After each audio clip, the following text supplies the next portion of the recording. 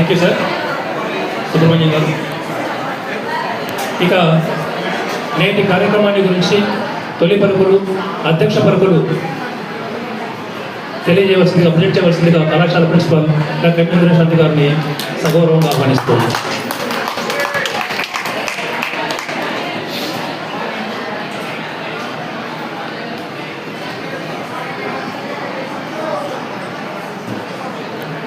Morning all of you.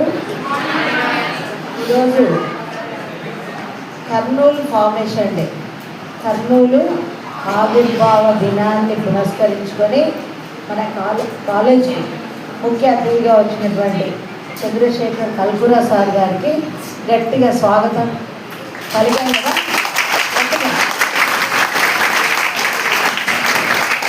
మన college old student Mansoor sir, అంటే ఈ కర్నూలు అంటే వీళ్ళు లేకపోతే లేదు, అంటే చరిత్రను గుర్తు చేస్తూ మరిచిపోయిన చరిత్రను మళ్ళీ మళ్ళీ అంటే ఉంది మనకి ఇవన్నీ ఉన్నాయి అని గుర్తు చేస్తూ ఉన్నారు సార్ కానీ మన్సూర్ సార్, వీళ్ళంతా గట్టిగా చెప్పండి. KVR college principal sir Venkatareddy sir, Akhtar Banu madam, cluster university dean madam, గట్టిగా చెప్పండి. మన vice principal Hemanth sir, Satyanarayana sir. Kurnool గురించి ఏమైనా మాట్లాడాలంటే ఏం లేకుండా మొత్తం Somashekar sir A to Z మొత్తం చెప్పేసినారు. ఇంకా కర్నూలులో ఏముంది అంటే సార్ మాట్లాడతారు. ఇప్పుడు నేను హిస్టరీ కదా నా సబ్జెక్టు. సో ఎందుకు కర్నూలు నేను మొన్న ఎలక్ట్రిషియన్ కాంపిటీషన్, అరే మీరు కర్నూలులోనే ఉన్నారు కదా, కర్నూలు గురించి మాట్లాడబోతే ఎట్లా, ఏం జరిగింది కర్నూలు ఇంపార్టెన్స్ ఏమి తెలుసుకోవాలి. మీరు ఏ విధిలో ఉన్నారు, ఏ విలేజ్లో ఉన్నారు, ఏ ప్రాంతంలో ఒక చేయండి, ఏ ప్రాంతంలో ఉన్నారు, కర్నూలులో ఉన్నటువంటి ల్యాండ్ బ్లాక్ సాయిలా, రెడ్ సాయిలా, తర్వాత కర్నూలులో వజ్రాలు ఉన్నాయా, ఏం పంటలు పండుతాయి కదా, కర్నూలులో ఏం పంటలు పండుతాయి, ఏ భాష మాట్లాడతారు కర్నూలు వాళ్ళు, ఎన్ని ట్రైబ్స్ ఉన్నాయి, ఎన్ని రిలీజన్స్ ఉన్నాయి, ఎన్ని హిస్టారికల్ టెంపుల్స్ ఉన్నాయి కదా, ఎన్ని దర్గాలు ఉన్నాయి, ఎన్ని చర్చెస్ ఉన్నాయి. తర్వాత ఏన్షియంట్ పీరియడ్ కేతవరం కేవ్స్ ఉన్నాయి కదా, ఎవరైనా చూస్తారా? క్రీస్తు పూర్వం అక్కడ పెయింటింగ్స్ ఇప్పటికీ చెక్కు చెదరకుండా ఉన్నాయి. ఎవరైనా వెళ్ళారా? ఎక్కడున్నాయి కేతవరం? ఎక్కడుంది? ఏం తెలియదు. కర్నూలు గురించి మనకేం తెలియదు. కేతవరం పెయింటింగ్స్, బెలూన్ కేవ్స్ కదా. రండి మా లోపల రండి, ఇటువైపు రండి. సిల్వర్ జూబ్లీ పిల్లలు సార్ కూడా వస్తారా అని, ఇంకా చైర్స్ కావాలి పంపించినారా సార్? సో వీటి గురించి అంటే ఇలా చెప్పుకుంటూ పోతే కర్నూలు విశేషాల గురించి తొవ్వే కొద్దీ వస్తుంది చరిత్ర. అర్థమవుతుందా నేను చెప్పేది? ఏమంటే మనకు చిరంజీవి సినిమా తీసినాడు కాబట్టి అది హిట్ కదా. ఆయన ఎవరో అప్పుడు కొంచెం చూస్తాం, ఏందో అది ఆయన తీసినాడు కదా సినిమా, బాలకృష్ణ సినిమా తీసినాడు, ఈయనెవరు, ఎక్కడ తీసినాడు అంతే. అది కాదు, డిగ్రీ స్టూడెంట్స్ జనరల్ అవేర్నెస్ రావాలి. మీరు మంచి పొజిషన్లో ఉండాలంటే మన ఫస్ట్ మన లోకల్ హిస్టరీ తెలుసుకోవాలి. తెలుసుకుంటేనే మనం సర్వైవ్ అయ్యేది, మంచి జాబ్స్లో సెటిల్ అయ్యేది. ఊరికే పైన అట్లా 35 మార్క్స్ వస్తే చాలు, పాస్ అయితే చాలు, ఎక్కడ పనికిరా, మళ్ళీ సేమ్ లైఫ్లోకి వెళ్తాం. సో ఇదే కాలేజ్ నుంచి వచ్చి మంచి పొజిషన్లో ఉన్నారు కదా. నేను అక్కడ ఫొటోస్ కూడా పెట్టాను, మీ ఫొటోస్ కూడా అలా రావాలి, హైలైట్ కావాలి. సో మన కాలేజ్ గురించి కానీ ఈ కర్నూలు జిల్లాలో ఏపీ తెలంగాణ రెండు కలిసి ఉన్నప్పుడు కూడా సార్ చాలా కీలకమైన పాత్ర. ఏంటంటే మాజీ సీఎం అంటే కీర్తిశేషులు కోట్ల విజయభాస్కర్ రెడ్డి సార్ దగ్గర నుంచి అంతకు ముందు నుంచి సార్ అంటే తెలియని వాళ్ళు లేరు. సార్కు కర్నూలు వాళ్ళకంటే కర్నూలు చరిత్ర ఎక్కువ తెలుసు.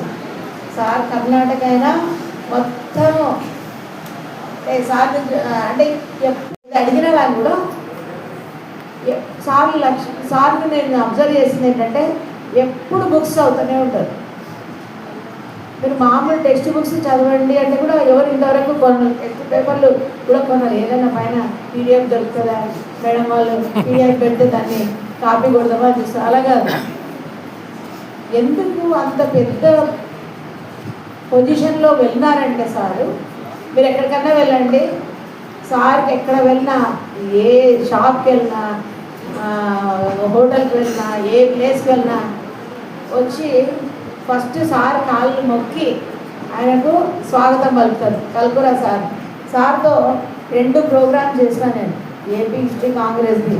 నాకు నిజంగా అంటే సార్ ఇంత నాలెడ్జ్ ఉంది. నేను హిస్టరీ చదువుకున్నా కానీ కూడా మాకంటే ఎక్కువ చరిత్ర సార్ చెప్పగలరు. ఇది చరిత్రకే కాదు కదా, హిస్టరీ ఒకటి కాదు, లాంగ్వేజ్లో కూడా సబ్జెక్ట్ అంత ఎందుకు ఏమి అలా నేర్చుకుంటే ఏమొస్తుంది కాదు, ఏమొస్తుంది. ఆయన పెద్ద పెద్ద వాళ్ళ దగ్గర చేసిన సార్ ఆ వెయిటే వేరే. మీకు తెలుసో లేదో సార్ వెంట మేము కొన్ని ప్రోగ్రామ్ చేసినాం కాబట్టి సార్ గురించి అంత గొప్పగా చెప్తున్నాను నేను ఈ సమయంలో. అంటే సార్ వచ్చినాక మా స్పీచ్ ఇవ్వాలా సార్కు ముందే ఇచ్చేసి ఆయన రిజిస్టర్ సార్ అదే నేను ఇవ్వమంటా రిజిస్టర్ సార్ వచ్చినాక అందుకని సాగరిస్తున్నాను. సార్ వచ్చారు గట్టిగా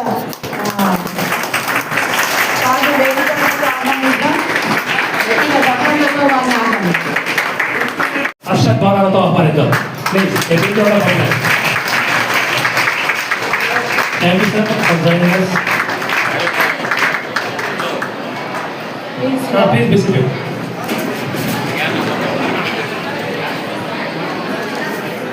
ఉన్నారో అటు ఇటు బార్డర్స్లో ఉండండి.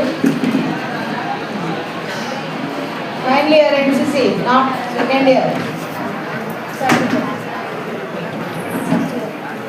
సార్ ఓకే సార్, వద్దులేదు సార్, ఫస్ట్ గెస్ట్గా అయిపోవాలి రూల్ ప్రకారం. మన మధ్య ఇప్పుడు ఎంతగానో చెప్తున్నాను కదా, Chandrasekhar Kalpura sir, president of Gadicherla foundation. ఎవరు తెలుసా గాడిచెర్ల హరి సర్వోత్తమరావు ఎవరో తెలుసు మీకు? ఎవరైనా ఒక్కరు చెప్పాలి. వన్ ఆఫ్ ది స్టాండర్డ్ ప్రేమిశ్రీ వచ్చింది అమ్మాయి రావా? గాడిచెర్ల హరి సర్వోత్తమరావు గారు.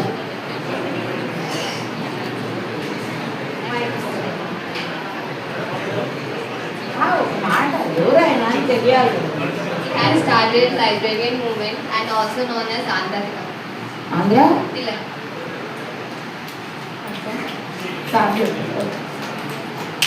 గాడిచెర్ల ఫౌండేషన్ ప్రెసిడెంట్ అని చాలా చాలా పోస్టులు ఉన్నాయి సార్కు, అది చెప్పలేము సమయభావం వల్ల. సో నేను ఈ సమయంలో మైక్ని సార్ని హ్యాండ్ ఓవర్ చేస్తున్నాను.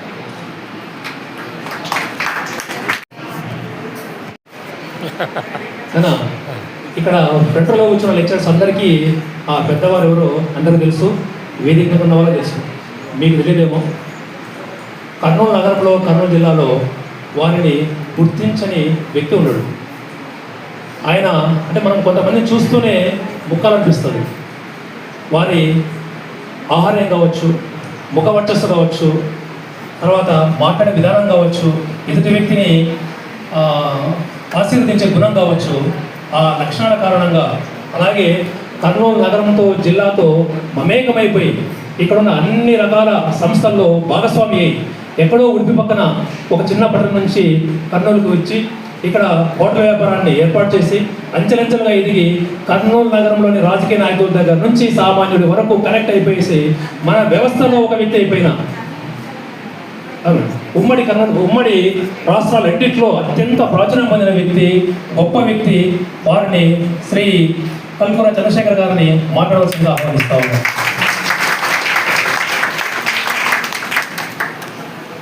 సభాధ్యక్షులు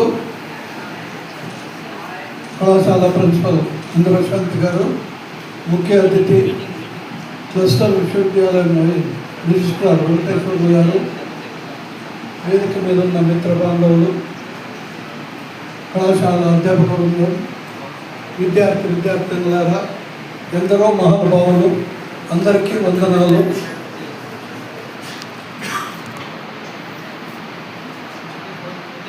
(1913) బాపట్లలో ఆంధ్ర మహాసభ ఒకటి ఏర్పడి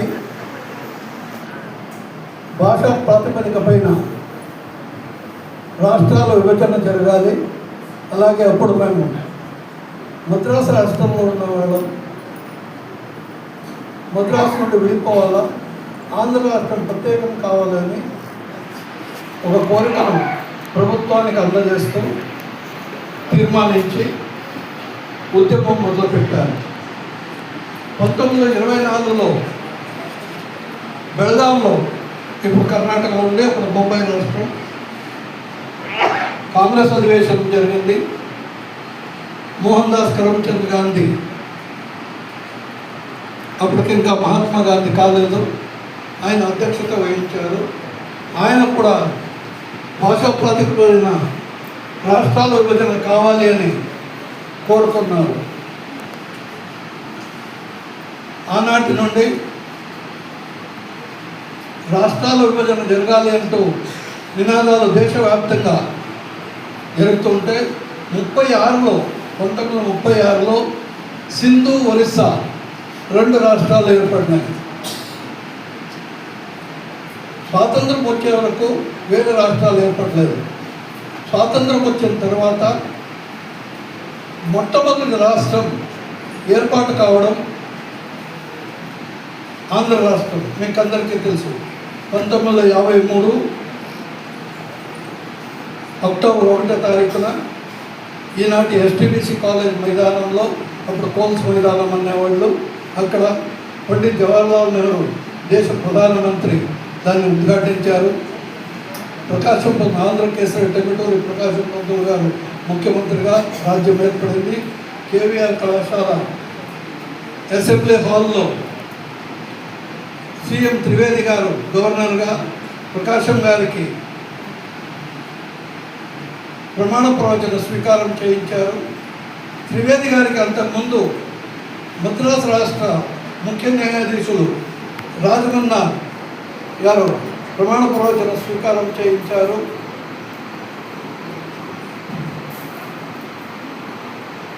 రాజ్యానికి రాజధాని ఏది కావాలని కోరికలు ఉన్నప్పుడు తిరుపతి, విశాఖపట్నం, గుంటూరు, విజయవాడ, కడప ఇటువంటి ఊర్లు చాలా కోరికలు ముందు పెట్టాయి. ఏది ఏకాభిప్రాయానికి రాలేకపోయినందువల్ల నిర్ణీతమైన ముఖ్యమంత్రి ప్రకాశం పంతులు గారిని మీరే నిర్ణయించండి అన్నారు. ప్రకాశం పంతులు గారు లచ్చన్న, గౌతు లచ్చన్న అని 4వ తరగతి చదువుకున్న యోధుడు, డిస్మిస్డ్ పోలీస్ కానిస్టేబుల్, మహా మేధావి, రాజకీయవేత్త, దేశభక్తుడు. ఆయన్ని ఒరే లచ్చన్న, పెన్సిల్ కాగితం తీసుకురా, రాసుకో, కర్నూలులోనే రాసుకో అన్నారు. అందరూ ఆశ్చర్యపోయినారు. కుక్కలు, పందులు, గాడిదలు తిరిగే ఊరండి, ఒక భవనం లేదు, సౌకర్యాలు లేవు, ఒక రైలు, వేరే ఊరు నుండి పోవాలంటే రైలు విమానాలు లేవు, అక్కడ ఎట్లా నడుపుతామండి అంటే, మున్సిపల్ హై స్కూల్ మైదానంలో నా అసెంబ్లీ ఉంటుందిరా, డేరాలలో సెక్రటేరియట్ ఉంటుందిరా, మేమందరం కొట్టంలో ఉంటాంరా అని గర్జించినారు ఆంధ్రప్రదేశ్.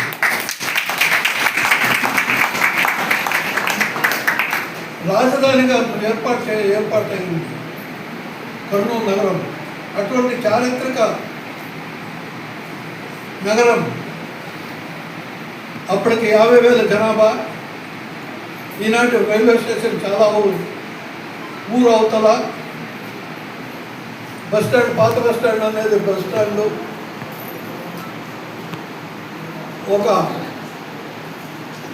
అయితే మంచినీటి సౌకర్యం మాత్రం ఉమ్మడి మద్రాసు రాష్ట్రంలో రెండో పట్టణం మనకు మంచినీటి సౌకర్యం ఏర్పాటైంది.